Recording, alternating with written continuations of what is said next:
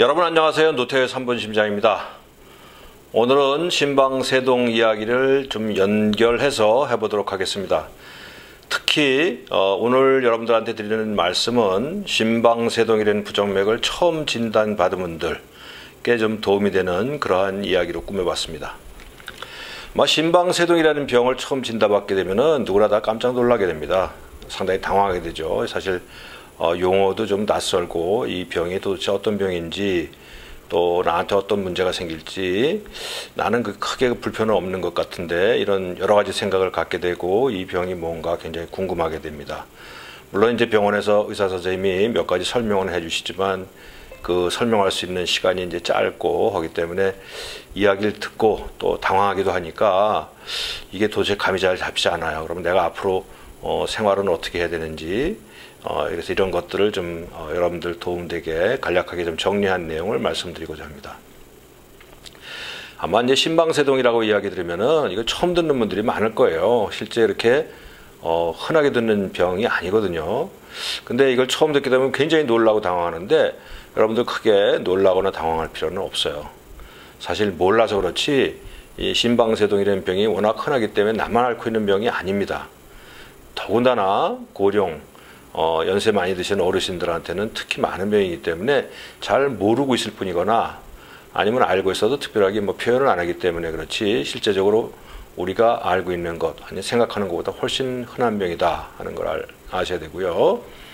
두 번째, 이 병이 무슨 어떤 특별한 감염병이라는 것처럼 잠시 앓고 나서 없어지거나 이런 병보다는 거의 대부분의 경우에 있어서는 일단 발생하면은 생겼다 말았다 하더라도 여생을 결국 이제 같이 해야 되는 그런 경우가 훨씬 더 많습니다. 따라서 이 병을 좀 잘 이해를 하고 앞으로 이제 이 병 때문에 겪을지도 모르는 여러 상황이 있기 때문에 이걸 좀 잘 이해하고 또 현명하게 대처하는 그러한 방법을 여러분들이 아시는 게 중요하겠습니다. 잠깐 말씀드렸지만 신방세동은 여러분들이 생각하는 것보다 훨씬 흔한 부정맥입니다. 우리나라의 그 신방세동을 가진 환우의 숫자가 한 30만 명이 넘을 걸로 생각을 하고 있고요. 더군다나 이 숫자는 앞으로 30년 후에는 2배 내지 3배 정도 훨씬 더 증가할 것이다 이렇게 예상하고 있어요. 이거는 우리나라뿐만 아니라 전 세계적으로 비슷한 현상입니다. 아무런 병도 없는 그냥 일반인들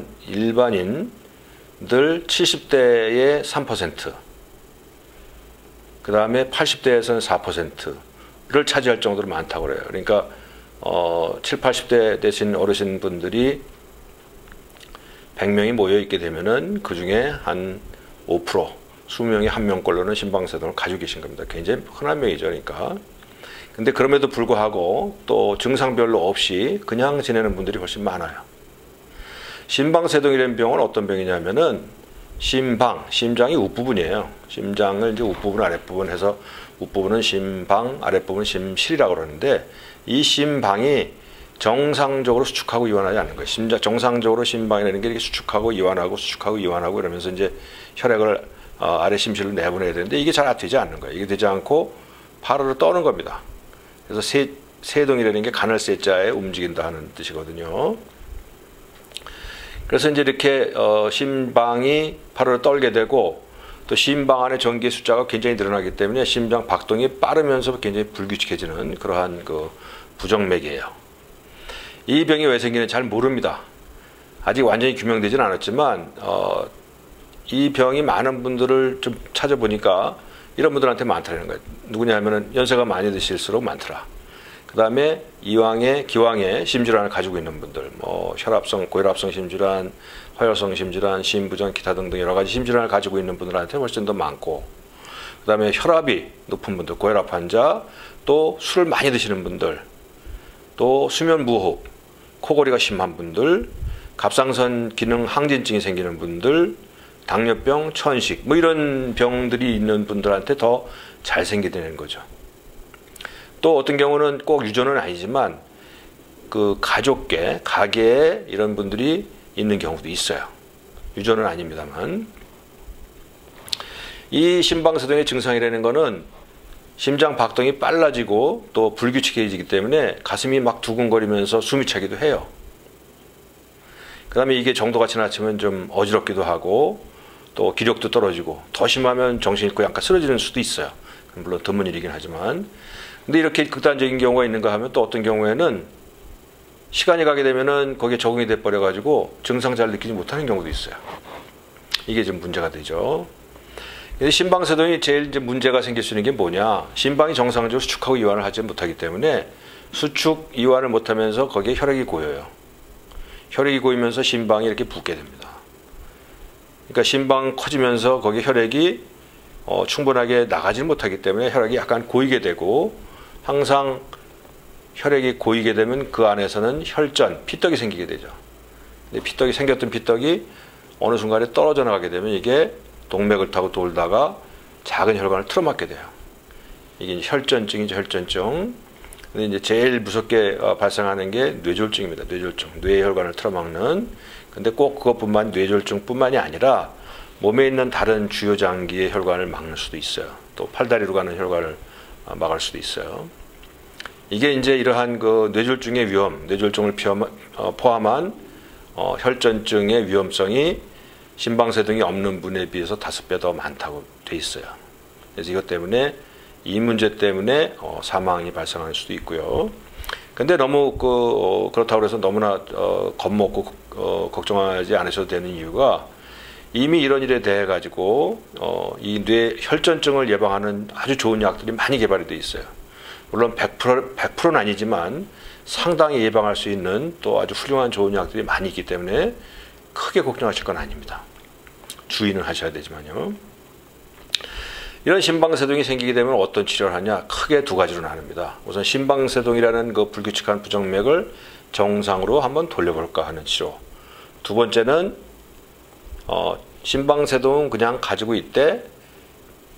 있으면서 그걸로 인해서 발생되는 2차적인 문제들. 2차적인 문제라고 하는 거는 뇌졸중을 예방하는 거, 심부전을 예방하는 이런 치료들. 이게 이제 두 가지가 있어요. 정상적으로 돌리려고 그러면은 동원하는 방법도 여러 가지가 있는데 첫 번째로는 약입니다. 항부정맥 약제를 사용하기도 하고 또 전기 충격이라는 걸 해요. 직류, 전류, 동전환술이라고 하는 좀 복잡한 내용이긴 한데 전기 충격에 쉽게 말씀드리면 전기 충격을 하거나 아니면 시술이라고 하는 것도 합니다. 전극 도자절제술 아마 들어보셨을 거예요. 그런 걸 통해 가지고 정상 박동으로 돌리는 시도를 하기도 해요. 그래서 이렇게 정상을 돌리긴 하는데 이렇게 돌려도 재발하는 수가 적지 않아요. 그런 경우가 있는데 훨씬 더 많은 경우 정상으로 돌리는 게 불가능하거나 아니면 정상으로 돌려도 다시 또 심방세동으로 돌아오는 경우가 많기 때문에 실제 심방세동 환자의 거의 대부분은 돌리는 치료보다는 심방세동을 가지고 살 때 잘 적응하고 합병증을 예방하는 치료를 하는 경우가 훨씬 더 많아요. 거의 대부분이에요. 그래서 이제 심방세동과 더불어서 사는 그 지혜를 갖다 가질 필요가 있는 거죠. 역시 이제 제일 큰 문제는 뇌졸중이라고 그랬어요. 뇌졸중을 예방하기 위해서 이제 그 혈액을 묽게 하는 약을 사용하고 있거든요. 아마 이 약을 복용하시는 분들이 꽤 많이 계실 거예요.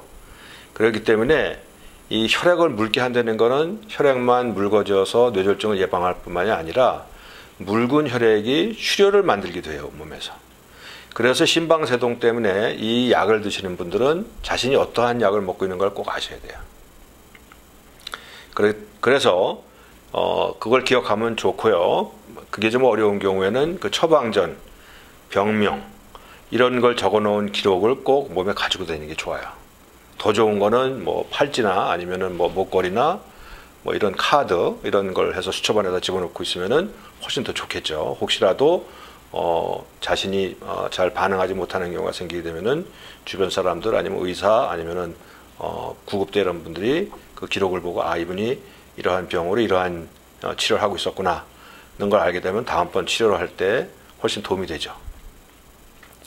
그래서 그 병을 꼭 아시는 게 좋고요. 또 한 가지는 이러한 그 병을 가지고 계시고 또 혈액을 묽게 하는 약을 들고 계시게 되면은 출혈 경향이 많아요.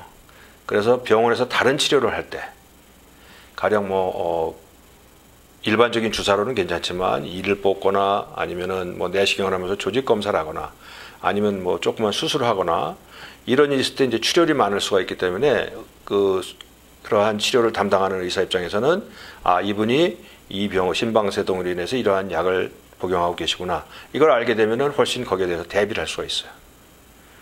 그래서 본인이 꼭 그 병명과 본인이 드시는 약을 갖다가 적어 놓든지 혹은 기억을 하시든지 하는 게 좋다.